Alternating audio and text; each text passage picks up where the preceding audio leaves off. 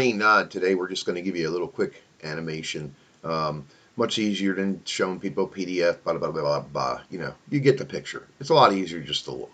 And I found the grandson at 7 kind of figures this stuff out anyway because, you know, kids are smart. I mean, who do you ask to, figure out your cell phone or, video games? My grandson can keep something like 20 different key combinations. I'm sitting there going, I have no clue. But anyway, today we're looking at the Ortho Development. That's the corporation in Draper, Utah, which is kind of interesting because one of my ski racers' last name is Draper, and we all know we like Utah snow. So I thought that was a good little indication or sign. So today what we're looking at is a couple pieces here. This would be your femur, that big old bone in your leg. And if you remember, it's hollow. Yeah, inside in the middle of all your bones, it's basically hollow.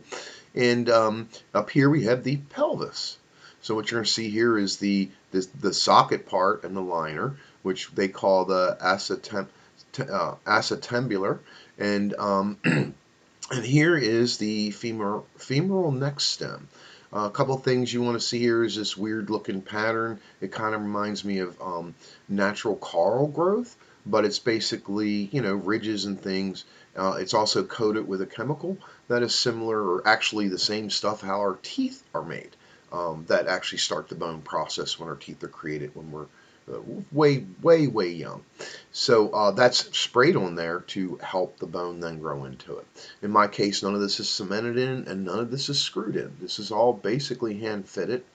So here you're looking at what it looks like, and I'm gonna there's a picture without the bone. So basically you have the socket, and then inside the socket you have a liner, you have a ball, and then you have the stem. Pretty simple. Okay, so now we're talking about the ball. So inside here is your liner, and that liner, I have the chemical composition. It's much harder than your ski base, but very similar. So that becomes your lubricating surface. And you notice this one particularly has rings in it to keep it from actually moving. So in this case, just the ball is going to move inside. So here's how it goes in. Yeah, so here's your titanium cup and your cross-linked polyethylene with the anti-rotational tabs.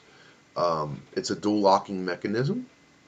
They come in 2 types. I don't know which one I have. They kind of get secretive, but you can see this pattern here. Pretty cool. But I'm pretty sure I don't have the cement or any screws in there. True Hemi design. Basically, when they go into your pelvis and they pull out the stem part of your bone, when they cut it off during this process, they basically go in there with a hemisphere reamer, and they ream that out into your pelvis bone. So I didn't feel a thing. So now it talks about the ML taper design. Now, from this actual design of angles, because I've looked at my x-rays, I can tell that my system is the ovation system, and I only care because I'm bored and there's nothing else to do. Now on your top, there's 2 other different parts. You can either get over here the pink, which is a delta ceramic. In my case, I have a cobalt chrome. So I should lay it up nicely at the airport. What's really cool here is look at the range of motion. And if you remember, one of the big problems here in my body was on this particular stem, it was just grown out to here. So as I lifted the leg, it would just beat against other components of my hip, which causes cysts, bone growth, spur, in my case, a cyst pressing on your sciatica nerve. So I've not felt that sciatica nerve pain now for probably after the day of the operation. And I'll know more in a couple weeks when I'm cleared to step on a ladder, but I can duplicate that pain if it's going to exist anymore. So I think we're gone. But anyway, enjoy. It's pretty amazing what we do with joints now. So I just wanted to give you a kind of a idea of what it is, and it's not a fun process, but it will take care of the chronic debilitating pain. Anyway, have a good day. Thanks to my team over there at Mercy and Mercy Hospital. I definitely had the A-team do the work on me. You're still going to need to do work. You need to prehab 4 weeks. It's going to be about 6 to 12 weeks of some rehabbing.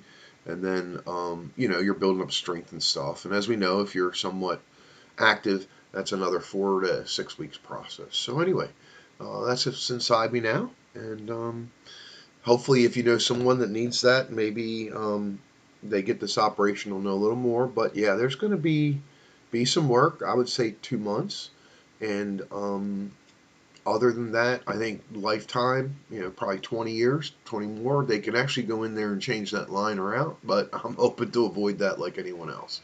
Anyway, have a great day.